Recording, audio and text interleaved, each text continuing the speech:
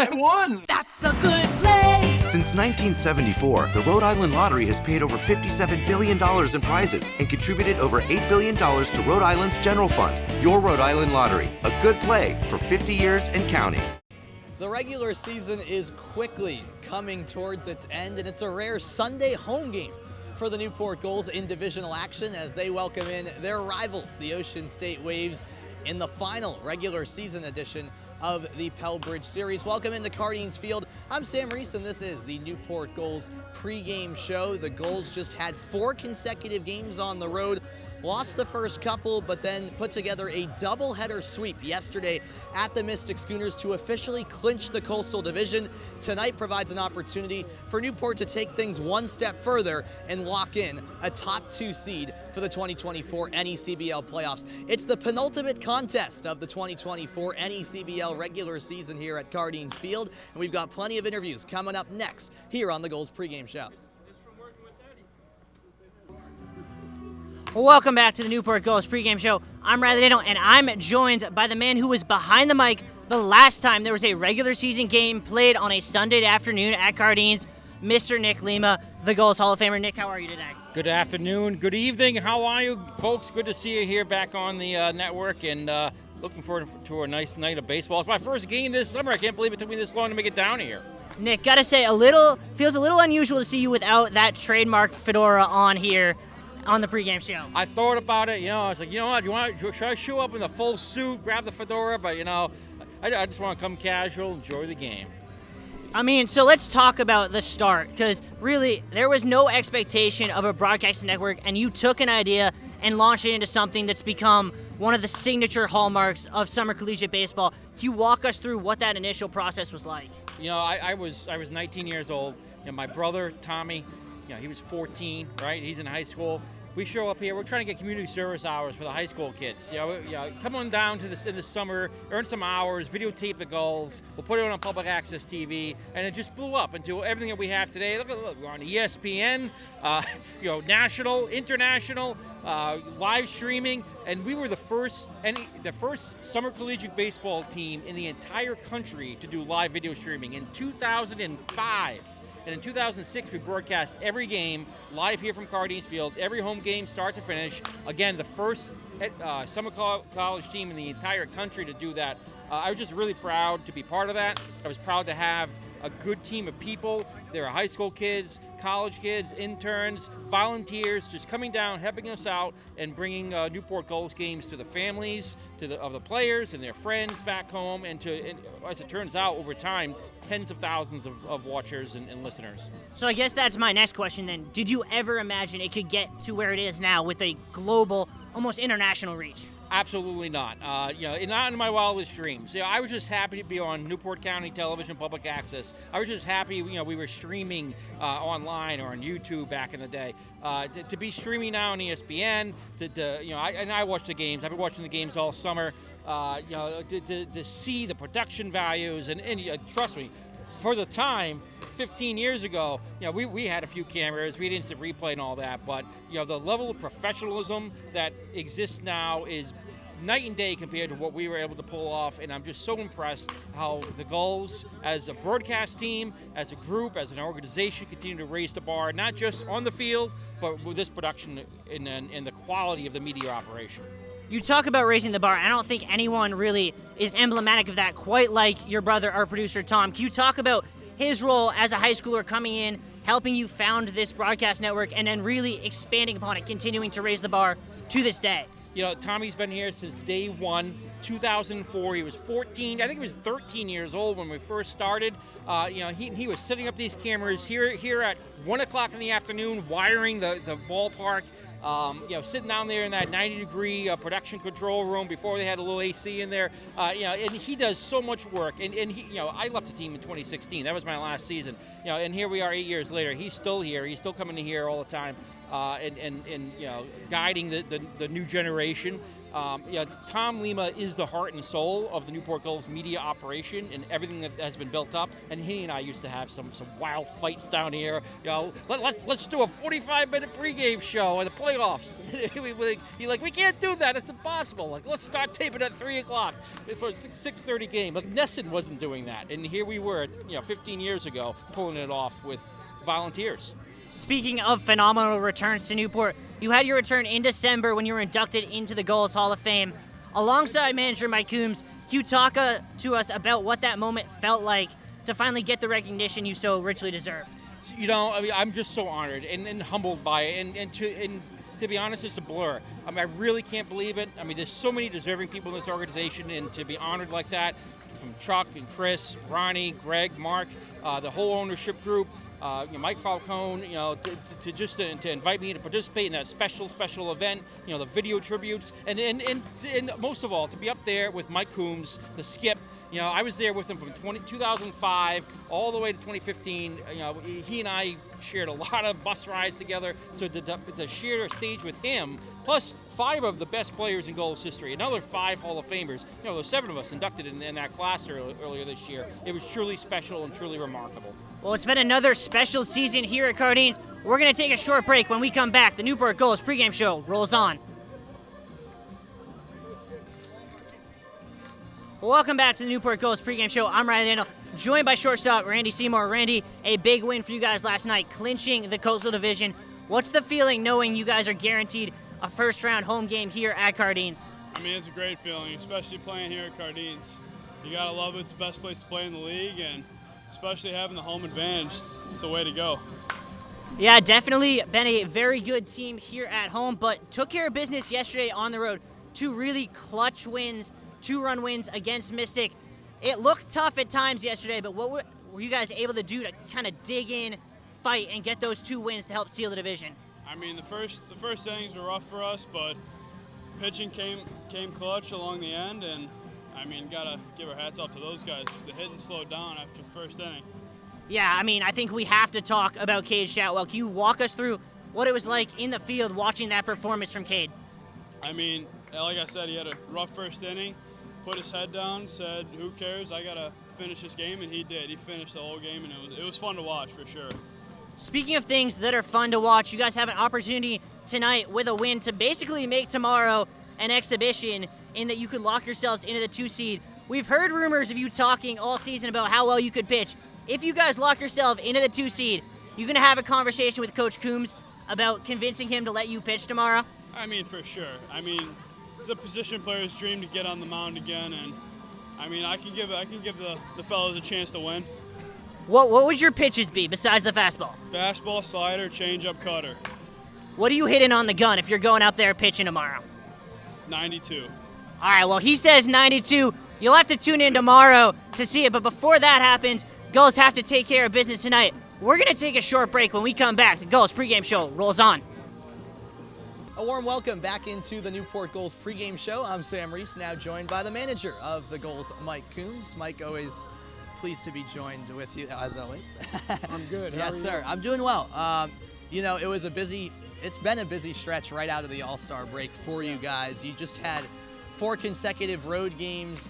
Obviously lost the first 2 in heartbreaking fashion, both times really, 1-run losses, but then you bounced back with the doubleheader sweep at Mystic. So how pleased were you with your guys to not only win one of those doubleheader games on the road at Mystic yesterday, but to get both of them and therefore secure that Coastal Division title? Well, that's big because we're trying to get the home field advantage, at least in that first one.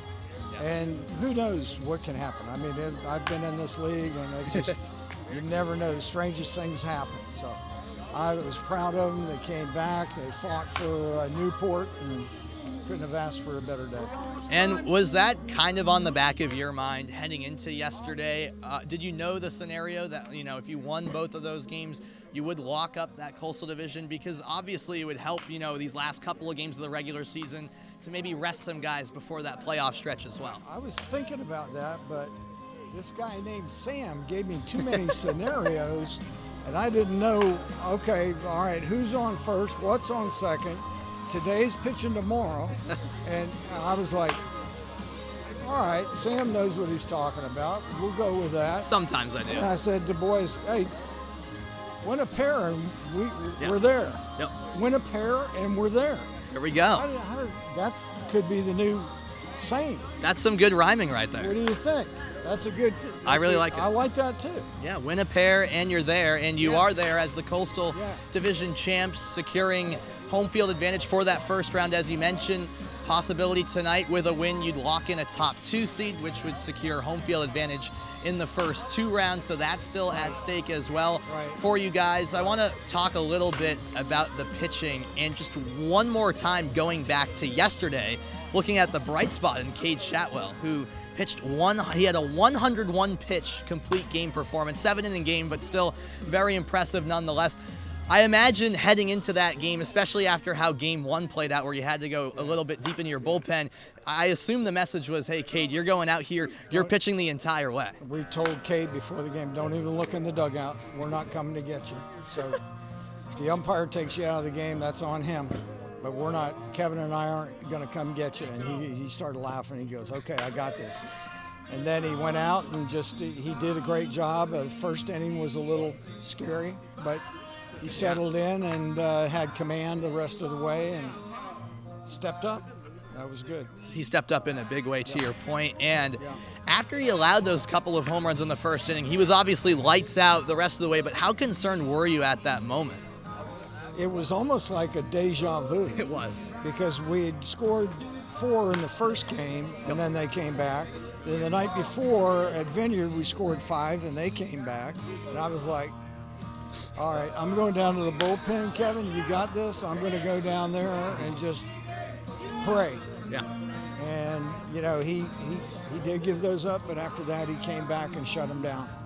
We made some adjustments on his pitching. Make sure you throw your changeup, your slider. Don't just try to blow fastballs by everybody. You can't do it. So. Yeah, and then on the flip side, your offense has been a bright spot for the most part throughout the entire summer. How big was it, and what does it say about them to really set the tone early in both of those games? So even though, you know, there were some early struggles pitching-wise in both of those doubleheader games, you were still right in it, and your offense delivered. Right. They just stepped up, and the hitters have been just Teddy Reagan's been working with them and explaining what we need and what we got. We got the hot guys up in the top of the lineup, but the guys at the bottom of the lineup have been producing too. So it's a good look. Yeah, really up and down no matter where you look. Everyone's been producing, to your point. One last question for you, Coach. Looking ahead to tonight's game against Ocean State, I know it's Campbell Holt getting the start because you guys, in large part, are thin with your arms all across the board, so it's a bullpen type of game. Yeah, that's an understatement. So I know originally you were going to go with Drew DeLucia. I was told he was ineligible tonight because of how many pitches he threw the other night against North Shore. So when did you find that out, and when did you have to make the decision to say, hey, Campbell, you're the one starting, actually? This was this morning when Adam, was it Adam? Andrew, I think. Oh, Andrew. Yes. Andrew got with me and told me, so I called Kevin, told him, and then he told DeLucia, and DeLucia wanted me to give him a phone call, so I gave him a phone call and told him, I said, you know, it's what it is. Right. And he wasn't too pleased. So. Yeah, I guess the rules are the rules at the end of the day. Nothing you can really do about that. Sorry, one more for you. So how many pitchers are officially eligible tonight, and how far are you hoping Campbell goes in an ideal scenario before you make it a true bullpen game? Probably 3 innings, I would hope. But we don't have much out there. There's some guys in lawn chairs out there. Yeah.